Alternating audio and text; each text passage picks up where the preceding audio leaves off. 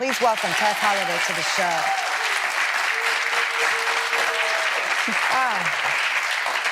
First of all, I just want to thank you because I know that this is still ongoing for you.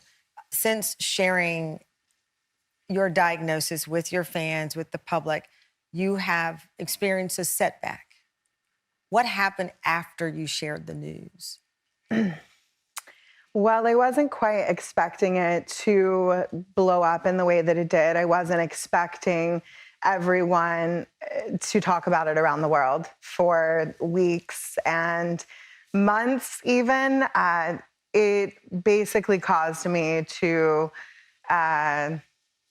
stop taking care of myself in the way that I had been, I stopped feeding myself properly. I kind of got really depressed. I just really regressed into behaviors that weren't healthy for me. And it's even hard to talk about now. I wish that I just would have waited a little bit longer because I wasn't fully prepared. And I also didn't realize when I talked about it that we don't really discuss folks that are experiencing my type of eating disorder in larger bodies, because you look at fat bodies and you just all of a sudden say, well, you're healthy and all you do is sit around and eat. But for the world to say that all I'm doing is sitting around and eat when I'm starving was...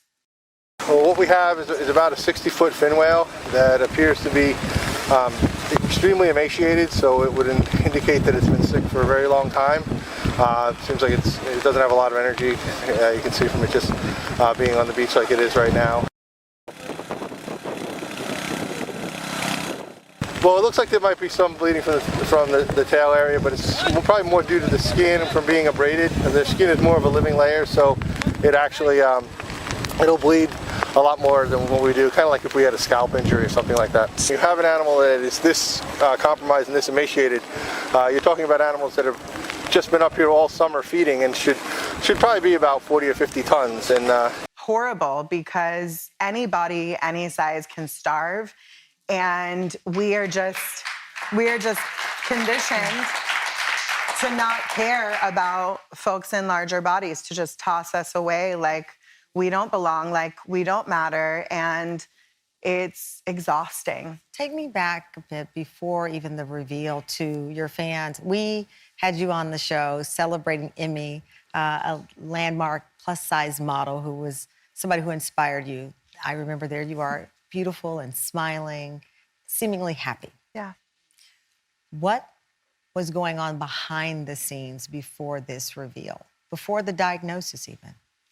Well, during the pandemic, it caused me to slow down like it did most of us. And I started really examining how I was feeding my body, or the lack thereof. And I met who I now work with, my dietitian, Anna Sweeney. I met her through a conference that we did, a virtual conference. And I reached out to her and I said, I think I need help.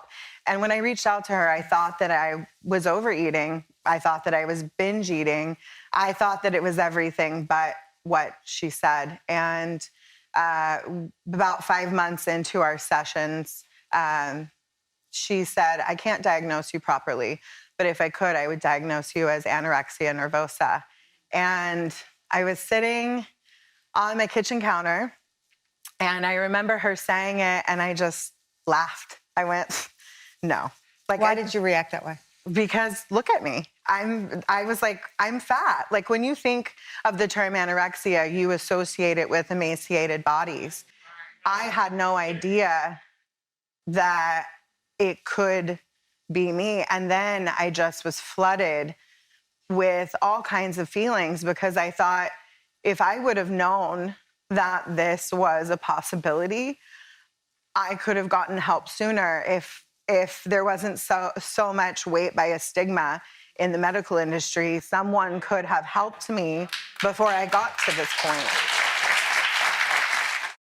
Help me understand the journey in that you openly say, this is my size, right?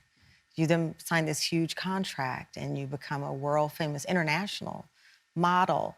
Was there pressure in the celebration of your size to still lose weight? Because I imagine it's like, okay, wait a minute, I'm standing out from the crowd because I'm plus size.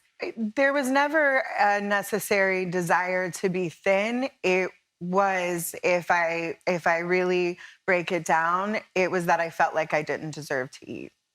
And I didn't deserve to feed my body, because when you grow up in a world where you are told that you shouldn't eat this, don't eat that, be careful with this, when you have people policing and monitoring everything you put in your body, of course you have a distorted relationship with food. So in my head, I would say, oh, I'll just eat later, I'll eat later, I'll do this later.